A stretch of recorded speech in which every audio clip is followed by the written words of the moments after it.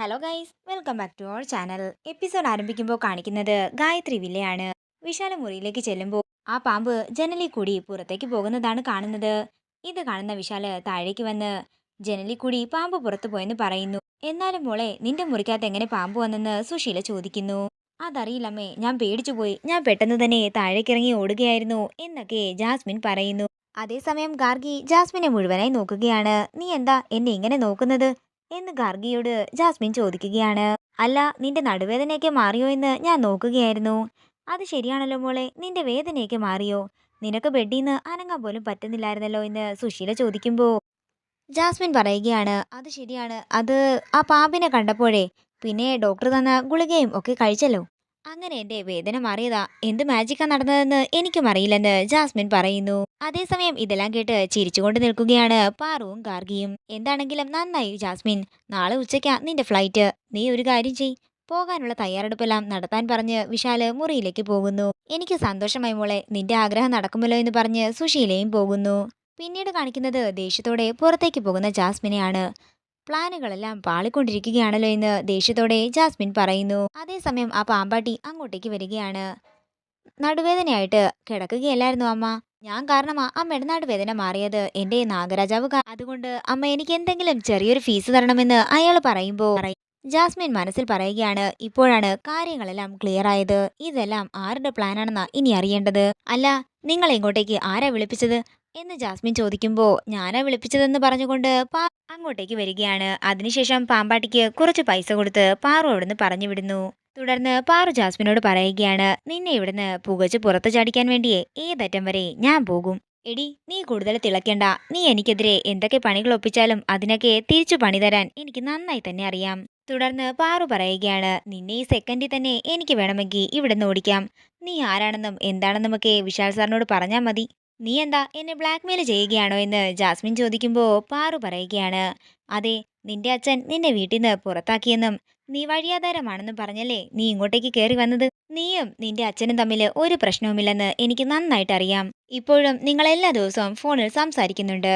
സംസാരിക്കുന്നതെല്ലാം ഈ വീടിന്റെ സ്വസ്ഥത കെടുത്താനുള്ള കാര്യങ്ങളുമാണ്. അതെല്ലാം എനിക്ക് കൃത്യമായിട്ട് അറിയാം. മാത്രവുമല്ല, തെളിവുകളെല്ലാം ഞാൻ ശേഖരിച്ചു വെച്ചിട്ടുമുണ്ട്. ഇതൊക്കെ കേൾക്കുന്ന ജാസ്മിൻ ഒരു ഞെട്ടലോടെ നിൽക്കുകയാണ്. എന്റെ കയ്യിലുള്ള തെളിവുകളെല്ലാം വിശാൽ സാറിനെ കാണിച്ചാൽ എന്താകും അവസ്ഥയെന്ന് നീ ഒന്ന് ആലോചിച്ച് നോക്ക്. അതുകൊണ്ട് എത്രയും പെട്ടെന്ന് ഇവിടുന്ന് ഇറങ്ങി പോകാൻ നോക്ക്. അത്രയും പറഞ്ഞുകൊണ്ട് പാറു അവിടെ നിന്ന് പോകുമ്പോ ഇതെല്ലാം കേട്ട് ഞെട്ടലോടെ നിൽക്കുകയാണ് ജാസ്മിൻ. നേരം പുലർച്ചെയാകുന്നു. പിന്നീട് കാണിക്കുന്നത് പോകാൻ തയ്യാറായി നിൽക്കുന്ന ജാസ്മിനെയാണ്. ജാസ്മിൻ സുശീലയെ കെട്ടിപ്പിടിച്ച് യാത്ര പറയുന്നു. അതിനുശേഷം പ്രഭാവതിയുടെ അടുത്തേക്ക് വരുമ്പോ പ്രഭാവതി ചോദിക്കുകയാണ്, എന്തിനാ ജാസ്മിൻ നീ ഇപ്പോഴേ പോകുന്നത്? എന്റെ ആന്റി, ഞാൻ ഇനിയും ഇവിടെ നിന്നാൽ ആപത്താണ്. നമ്മൾ വിചാരിക്കുന്നത് പോലെയല്ല പാർവതി. അതുകൊണ്ട് ഞാൻ ഇവിടുന്ന് പോകുന്നത് തന്നെയാ എനിക്ക് നല്ലത്.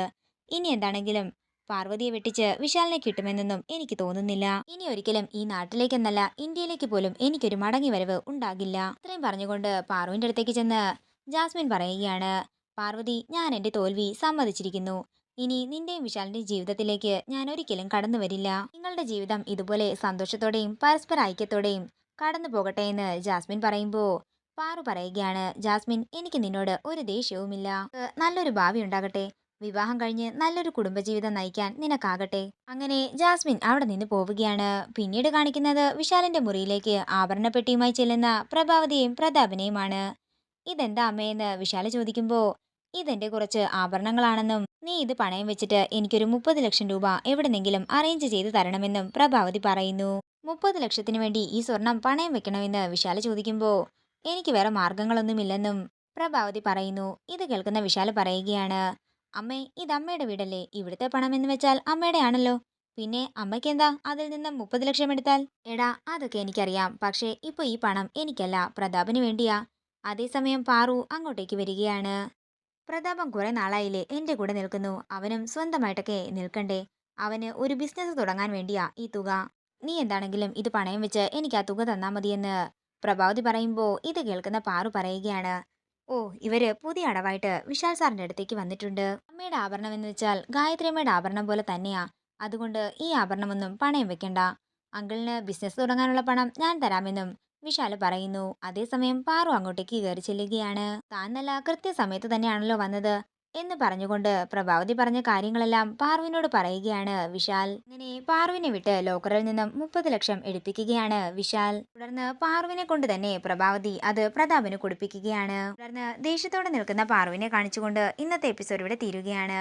വീഡിയോ ഇഷ്ടമായെങ്കിൽ മറക്കാതെ ലൈക്ക് ചെയ്യുക, ഷെയർ ചെയ്യുക, കമന്റ് ചെയ്യുക. കൂടുതൽ സീരിയൽ അപ്ഡേറ്റ്സിനായി മറക്കാതെ സബ്സ്ക്രൈബ് ചെയ്യുക നയൻസ് ക്രിയേഷൻസ്.